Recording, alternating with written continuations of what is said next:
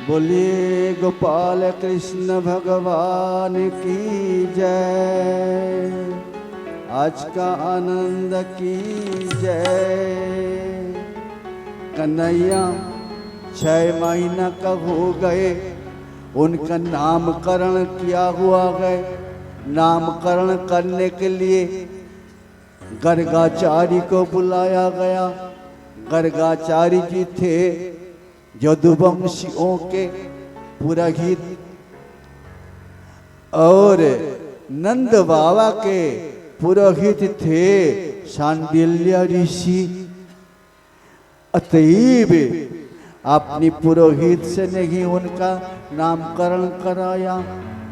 कारण ये था कंस के पता हो जाएगा तो अनर्थ करेगा, इसलिए यदुवंश के जो पुरोहित गर्गाचार्य जी उनको बुला के ले आए।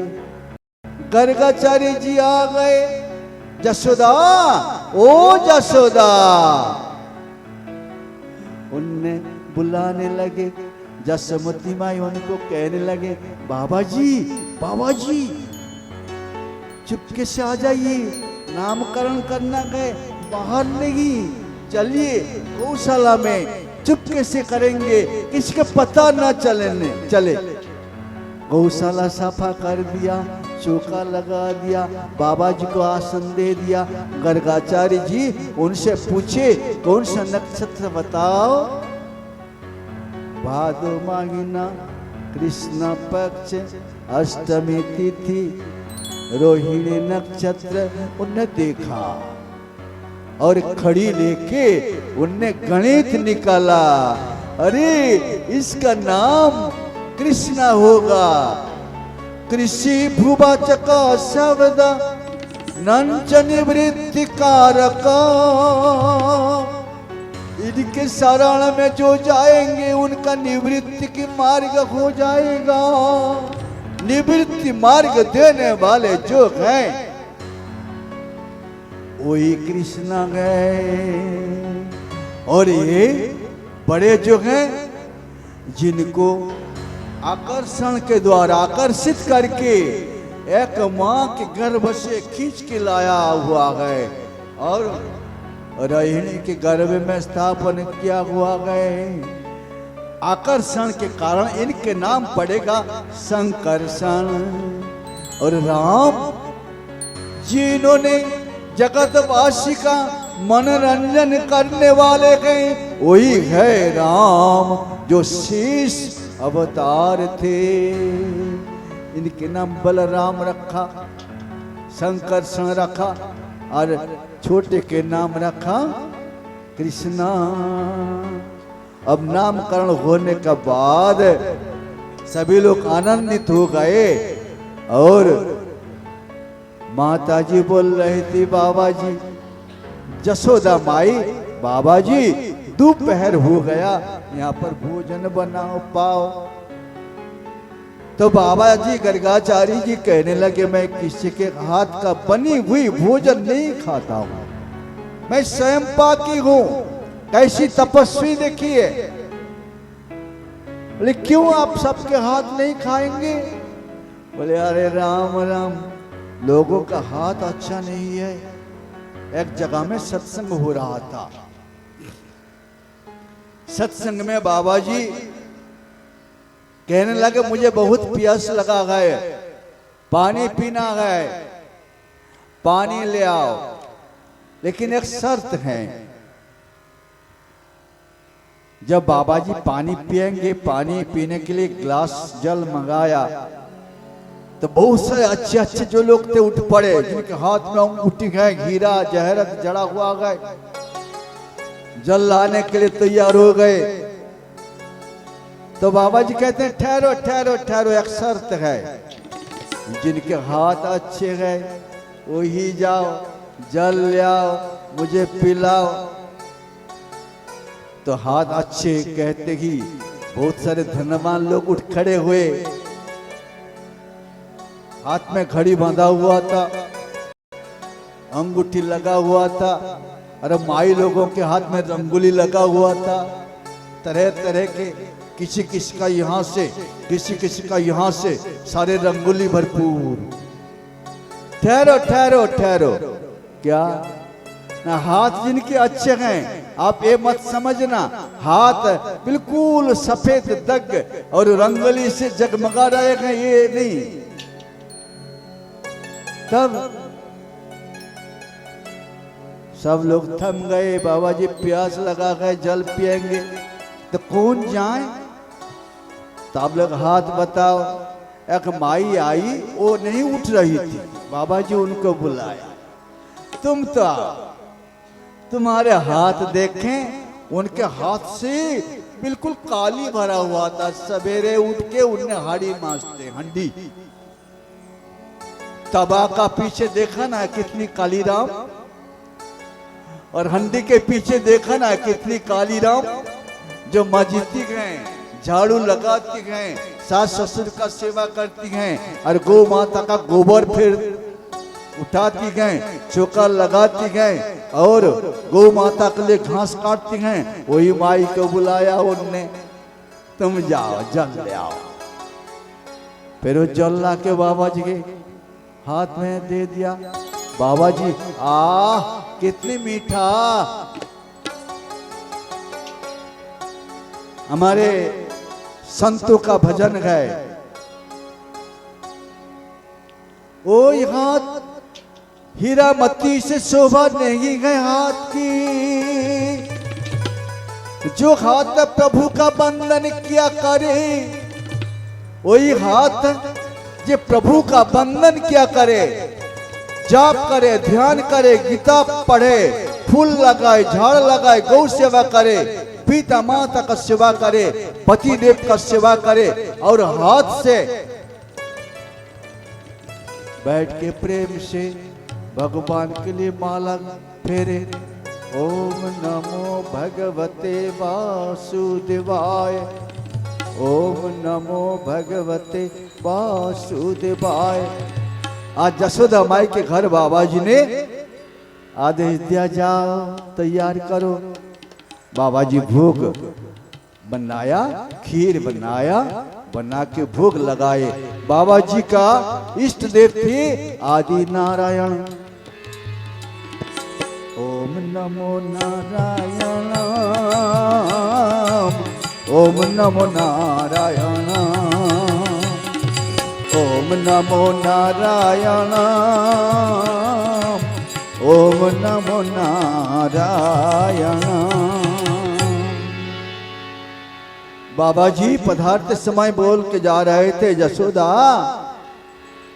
तुम्हारा पुण्य का प्रभाव से पहले जन्म में तुमने तपस्या किया था, वही तपस्या का फल स्वरूप इसी जन्म में त्रिलोकपति तुम्हारे घर पधारे गए।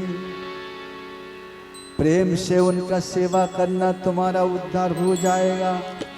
अरे तुम्हारे अकेला की तनय नहीं है, इस सभी का है। बस अब बाबा जी नामकरण करके पधार गए। भगवान अनंत हैं, अनंत उनका लीला गए। अब बालक 6 साल का हो गए। 6 साल के बाद गौ चराने का, अब तक छोटे छोटे बछड़ों को चराते थे, अब गौ चराने का उनको आदेश मिला। गौ चराने के लिए जाते थे, ले जाते थे। गांव में एक बड़े मुखिया गौ चराने में जो बड़ी बुद्धिमान थे। जंगल में शेर, भालू, तरह तरह के जंगली जानवर, हिंस्र जानवर रहता है, उनसे अपने को बच के गौ चराना है। बंसी बजाते थे और बालकों को बिठा लेते थे। एक दिन वसुदेव देवकी कंस के कारागार में विराजमान है। वहीं पर बहुत रात हो गई। देवकी माई बार बार उठती हैं सोती हैं, उठती हैं सोती हैं, निद्रा नहीं आई रही थी। तब वसुदेव जी बार बार बोल रहे थे, तो आज क्या हो गया, तुमने बार बार उठ रहे हो, सो रहे हो, क्या बात है? ना मुझे आज निद्रा नहीं आ रही है। क्यों? न कन्हैया आज प्रतिदिन सोते समय उनका आदत बना हुआ था, जसोदा एक कहानी सुनाते थे और बालक कहानी सुन के सो जाते थे, उनको सुला देते थे। आज कन्हैया कहानी सुनते गए, माँ जसोदा सुना रहे थे। अयोध्या में एक राजा थे, इसके बाद राजा के 3 रानी थी, इसके बाद 3 रानी का एक भी संतान नहीं थी। इसके बाद बिल्कुल नहीं, 3 रानी तब भी संतान नहीं है। नहीं बेटा, भगवान देने वाले हैं, इसलिए संतान नहीं। इसके बाद कन्हैया बड़ी आनंद सुन रहे थे और माँ जसोदा कहानी सुना रहे थे, त्रेता युग में राम अवतार में क्या हो रहा था। इसके बाद राजा ने गुरुजी से निवेदन किया। अच्छा, गुरुजी कौन थे? कन्हैया पूछ रहे थे। वशिष्ठ देव सूर्य वंश के कुल पुरोहित थे। क्या किया ना, उनके उपदेश दिया, तुम यज्ञ करो, पुत्रेष्टि यज्ञ करने से तुम्हारा संतान होगा। राजा दशरथ यज्ञ किया था। माताजी जसोदा बोल, संतान हुआ था ना? कितने? 4। राम, अच्छा राम, लक्ष्मण, भरत, शत्रुघ्न। न मैया जी, हमारे भैया भी गए ना राम, न ये बलराम, अरे बेटे केवल राम। अब कन्हैया माता और पुत्र दोनों रात को सत्संग हो रहा है। आप लोग करते हैं कि आपने बेटा के साथ सत्संग, बेटी के साथ सत्संग, देखिए ना आनंद आ जाएगा। और यहाँ जसोदा और कन्हैया दोनों सत्संग कर रहे हैं घर में रात को सोते समय। और वहां पर वसुदेव देवकी का निद्रा नहीं आ रही है कि न कन्हैया जब तक नहीं सोते तब तक देवकी का निद्रा नहीं आती। कन्हैया सो जाने के बाद देवकी का निद्रा आती। कैसी प्रेम, एक है पुत्र प्रेम। पुत्र को लोग पालते हैं, क्यों पालते हैं? पुत्रार्थे क्रियते भार्या पुत्र पिंड प्रयोजनम। पुत्र पिंड दान देके पिता माता को, पूर्वजों को उद्धार करता है। किंतु पुत्र आध्यात्मिक चेतना संपन्न हो तब जाके होता है, नहीं तो नहीं हो पाता।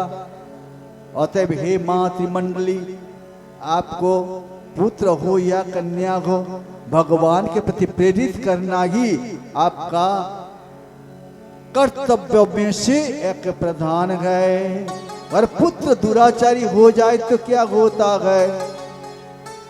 आप पहले दिन की कथा में सुना है, धुंधली के पुत्र दुराचारी हो गए थे, माताजी को लेके कुआं में पटका दिया, माताजी मर गई।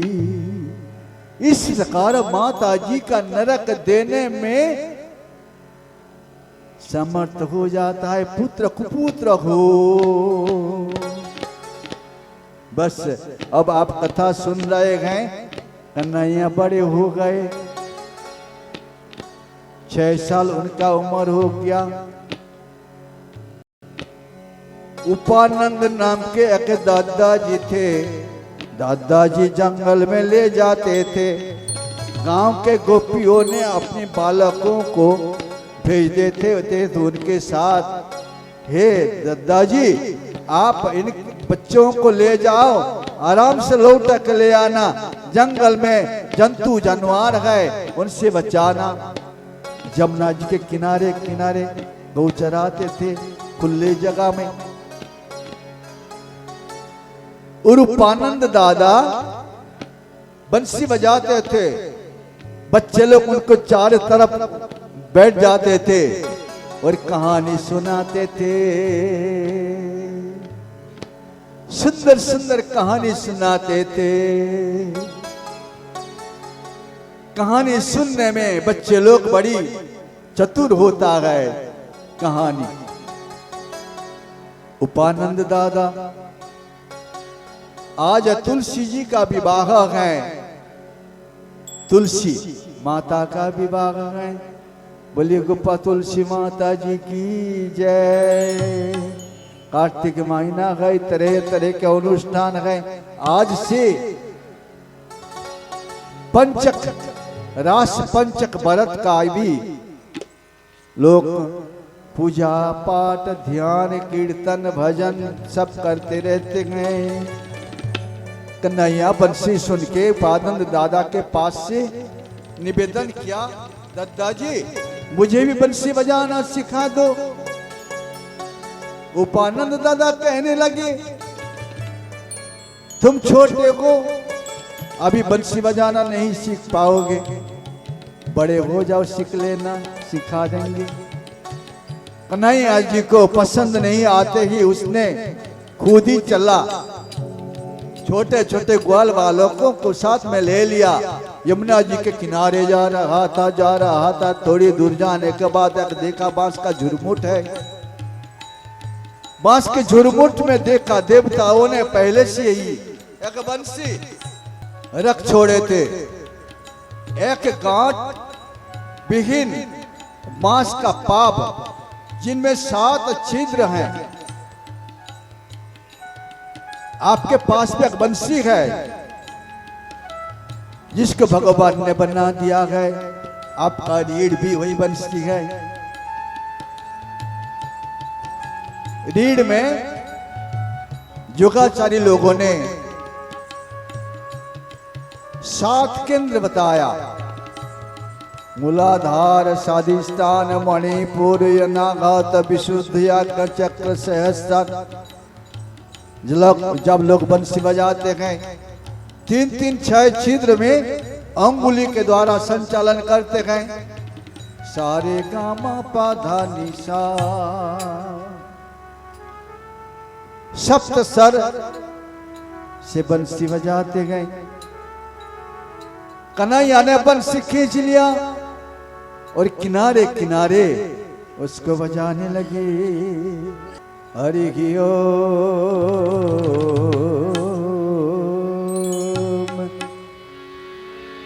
कन्हैया जैसे बंसी बजाने वाले संसार में दूसरा कोई है ही नहीं।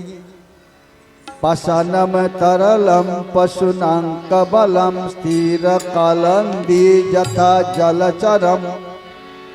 मौने भजते कोकिला निस्तब्ध पवनम विधुनां गमनम। उत्सन्न ब्रजपुरे ब्रजपुर कामिनी सुता च बंसी ध्वनि। बंसी की आवाज सुनते ही पाषाण पिघल जाते गए। पशु अपनी सभा पे हिंसा करना छोड़ के सरल रूप में खड़े हो जाते हैं और जमुना जी के जल स्थिर हो जाते हैं, उनका बहाव बंद हो जाया करते हैं। कोयल झाड़ के ऊपर बैठ के कुहू कुहू शब्द करना बंद कर देते हैं। निस्तब्ध पवनम, हवा भी अपने जोर से नहीं चल के स्थिर धीर होके चलती है। मृदुमंद हवा और वृंदावन के निवासी ब्रज गोपियों ने जब उनके कान के द्वारा हृदय में बंसी की आवाज पहुंच जाती है, पहुंचने से वे लोग कन्हैया से मिलने के लिए चंचल हो जाती है। बंसी का ऐसी आवाज है। किंतु जमुना जी के किनारे जब बंसी बजाते हैं कन्हैया, आवाज तो एक ही निकलती है बंसी से, किंतु वृंदावन के रहने वाली मां जसोदा सुनती हैं कन्हैया यही बंसी की आवाज से सुना रहे हैं संकेत मुरली। माता जी मुझे भूख लगी है, मुझे कुछ खाने के लिए दो। और पिता नंद बाबा सुनते हैं हमारे गौएं किसी किसान के खेत में जाकर भीड़ गए और किसान भगा रहे हैं, कन्हैया को गाली बक रहे हैं। इस प्रकार नंद बाबा सुन रहे हैं। और उनके गांव में रहती थी जटिला कुटिला, उन लोगों ने ये सुन रही गए कन्हैया हमारे घर में आ गए। प्रभावती देवी उन्हें सुन रही गए, मक्खन चोरी करने के लिए कन्हैया अपने बाल मंडल लेके आए हुए हैं। इस प्रकार जिनका जैसी कान है उसी प्रकार बंसी की आवाज सुनते गए। बोले गोपाल कृष्ण भगवान की जय। एक गांव के नाम है बरसाना। बरसाना में रहते हैं वृषभानु राजा, उनकी रानी के नाम है कीर्तिदा। कन्हैया के माता जी जसोदा और राधा जी के माता जी कीर्तिदा। राधा जी ने जन्म ली थी, जन्म लेने के बाद उनका आंख बंद थी, लेकिन कन्हैया का स्पर्श से ही उनका नेत्र खुल गए। उसी दिन से कन्हैया के साथ मिलने के लिए उनकी तीव्र इच्छा है। राधे तुम बड़ भागिनी, कौन तपस्या की, तीन लोगों का संपदा, अपने में कर ली निराधे, अपने में कर ली निराधे। तुम बड़ भागिनी कौन तपस्या की, तीन लोगों का संपदा, अपने में कर ली राधे राधे राधे राधे, श्यामा श्यामा श्यामा।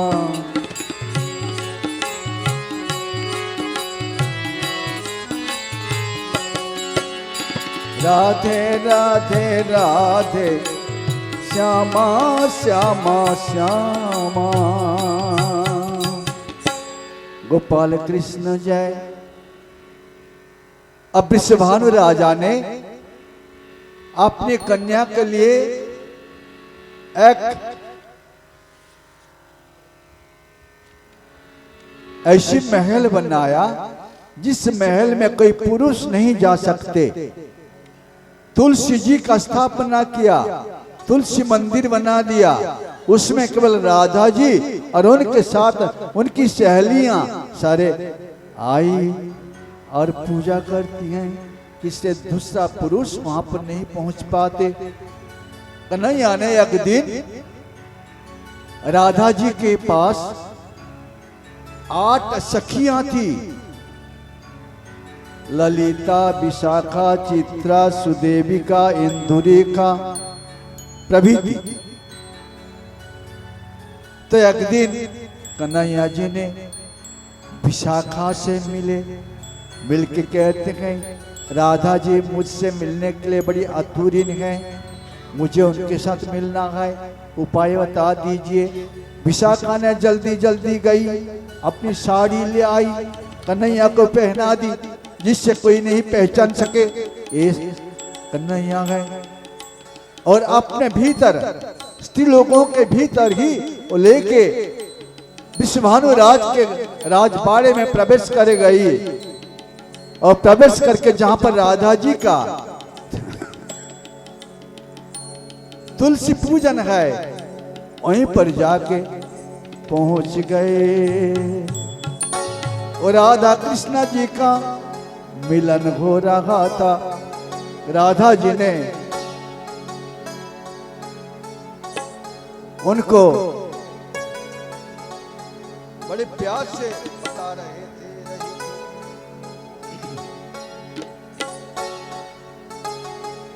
कन्हैया रे ऐसी बांसुरी मत बजाना।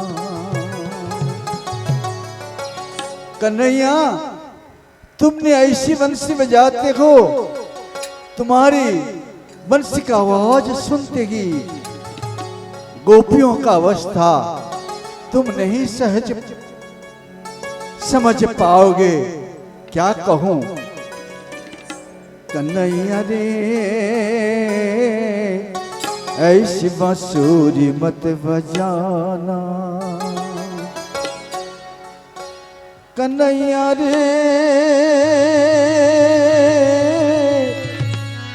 ऐसी बांसुरी मत बजाना, ऐसी बांसुरी मत बजाना। कन्हैया रे ऐसी बांसुरी मत बजाना, ऐसी बांसुरी मत बजाना। बंसी का धून गोपियां सुनती, सुध बुध खोकर जमुना दौड़ आती। बंसी का धून सखिया सुनती, सुध बुध खोकर यमुना दौड़ आती। बंसी का धून गोपियां सुनती, सुध बुध खोकर जमुना दौड़ आती। नाम ले लेके कन्हैया, नाम ले लेके कन्हैया और मत लजाना। कन्हैया रे ऐसी बांसुरी मत बजाना। कन्हैया रे ऐसी बांसुरी मत बजाना, ऐसी बांसुरी मत बजाना।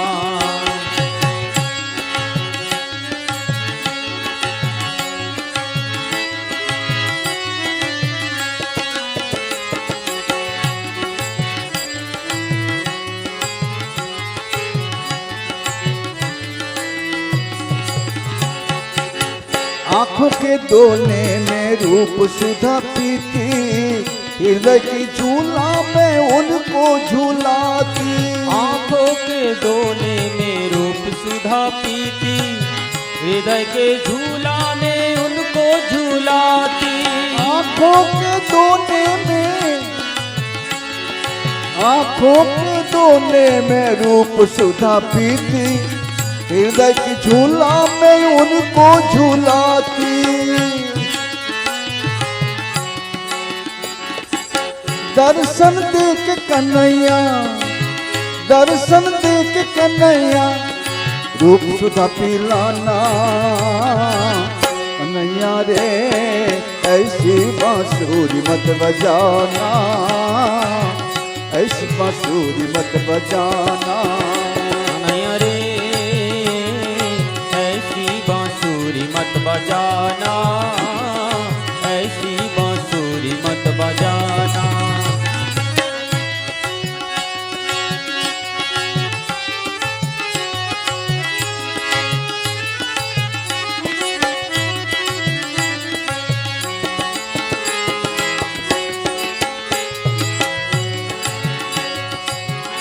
प्राणों से प्यारे हे पतित पावन, तुम्हारी चाकर मोहे करो नंदन नंदन। प्राणों के प्यारे हे पतित पावन, तुम्हारी चाकर मोहे करो नंदन नंदन। तुम हो कन्हैया प्रेम का खजाना। कन्हैया रे ऐसी बांसुरी मत बजाना। कन्हैया रे ऐसी बांसुरी मत बजाना, ऐसी बांसुरी मत बजाना। कन्हैया रे ऐसी बांसुरी मत बजाना, ऐसी बांसुरी मत बजाना। ध्यान लगाओ हे गोपीनाथ, क्षण भी न बिसराऊं अपना वो दीननाथ। ध्यान लगाऊं हे गोपीनाथ, क्षण भी न बिसराऊं अपना वो दीननाथ। बिक जाऊं चरणों में, बिक जाऊं चरणों में बिसराऊं घर में रहना। ऐसी बांसुरी मत बजाना, ऐसी बांसुरी मत बजाना। बोलिए गोपाल कृष्ण भगवान की जय। कन्हैया एक दिन सवेरे सवेरे जग गए। माँ जसोदा अपने बालक को जगाया। कन्हैया जगते ही माताजी से निवेदन किया, जसोदा मुझे भूख लगा गए, कुछ खाने को दो। माताजी गोपाल के लिए दूध ओटा रही थी चूल्हा के ऊपर।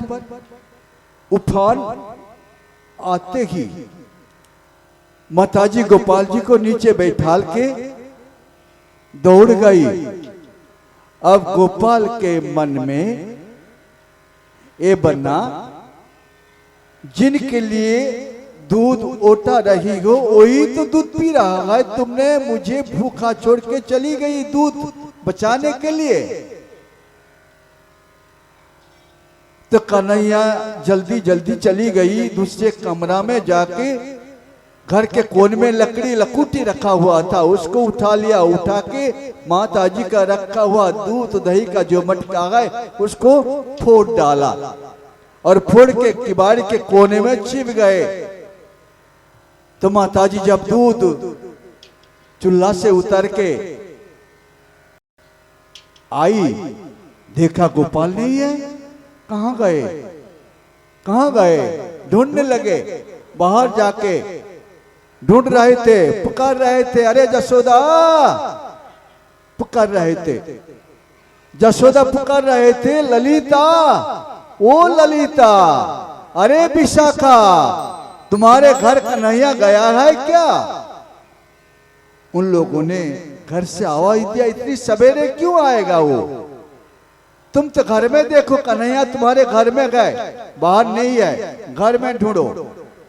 सही है, लोग कन्हैया को देखने के लिए वृंदावन जाता है, मथुरा जाता है, द्वारका जाता है, काशी जाता है। अपने आत्मदेव जो भीतर में रहते हैं उनको नहीं ढूंढता है। तुम्हारे भीतर वही कन्हैया छिपा हुआ है, तुम भीतर ढूंढो। अब जब उनकी आवाज ये मिला तो माताजी भीतर गई, जाके देखा कोने में कन्हैया खड़े गए। माताजी उनको पकड़ लिया, अरे दुष्ट बालक, तुमने इतने मटका मटकी सारे फोड़ डाला, कितना पैसा नुकसान कर दिया, और कोने में छिप के क्या समझ रहे हो? तुमको आज मैं मारूंगा, चलो। और गांव वालों ने पहले से, गोपियों ने शिकायत करती गए, तुम्हारे बालक मक्खन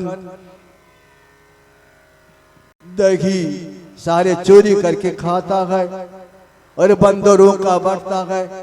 इस प्रकार माताजी के मन में आज बन बैठा, हमारे गोपाल को आज साजा देंगे। पकड़ के ले गए। आंगना के सामने पड़ी हुई थी बहुत दिन के पुराने एक उखल, उसी उखल में बांधने के लिए ले गए और उसमें कसने लगे। रस्सी ले आई, बार बार घर में जितनी भी रस्सी सारे को सारे जोड़ जोड़ के बांध रही थी, लेकिन हर एक बार 2 अंगुली कम। फिर गोपियों को बुलाती गए, अरे गोपियों तुम्हारे घर में भी रस्सी है, ले आओ, आज कन्हैया को बांधेंगे। वो गोपियों के घर घर जाके मक्खन चोरी करके खाता गए, और आज हमारे घर में तो देख लो सारे मटका मटकी पोट डाला गया, इसका छोड़ेंगे नहीं, बांध के रखेंगे, कहीं जाने नहीं दूंगी। अब गोपियों ने आके कहने लगे, अरे बाबरी भाई सुनो तो, छोटा सा बालक है, तुम कितनी कस के बांध रहे हो, इसको छोड़ दो। अब कन्हैया ने रोने लगे, माताजी तुम इतने क्यों मुझे बक रहे हो, सुनो तो, एक गोपियां रोज सवेरे आ जाती हैं, कारण क्या मालूम है, मुझे देखने के बहाना लेके आती गए और तुमसे शिकायत करती गए कि कन्हैया चोरी कर रहा है, खुद चोर, और मुझे चोर बता रही हैं। सही है, भगवान जी श्रीमद् भगवद गीता जी में कहते हैं, मेरा दिया हुआ धन सभी के घर भर रखा हुआ है, लेकिन लोगों ने मुझे नहीं देकर खुद ही खाता है। जो भगवान का दिया हुआ चीज भगवान को अर्पण नहीं करके खा जाता है, स्वयं वही चोर है। यज्ञाशिष्ट शिन संतो मुज्जन्ते सर्वकिल विषय भुंजते तगं पापा जे पचन तात्म कारणात। जो केवल अपने के लिए ही वस्तु को रख लेता है, वही संसार में चोर है। संसार में जो कुछ भी वस्तु है सब भगवान का ही है। आप मंत्र पाठ करते हैं, तमेव माता च पिता तमेव, तमेव बंधुश्च सखा तमेव, तमेव विद्या द्रविणम तमेव, तमेव सर्वम मम देव देव। द्रविणम शब्द का अर्थ एक है लक्ष्मी, धन। धन आपके घर जो है ना, वो भगवत स्वरूप ही है। आप केवल अपने परिवार पालने के लिए ही धन को रख लेते हैं, किसी को नहीं देते। वही है संसार में चोर।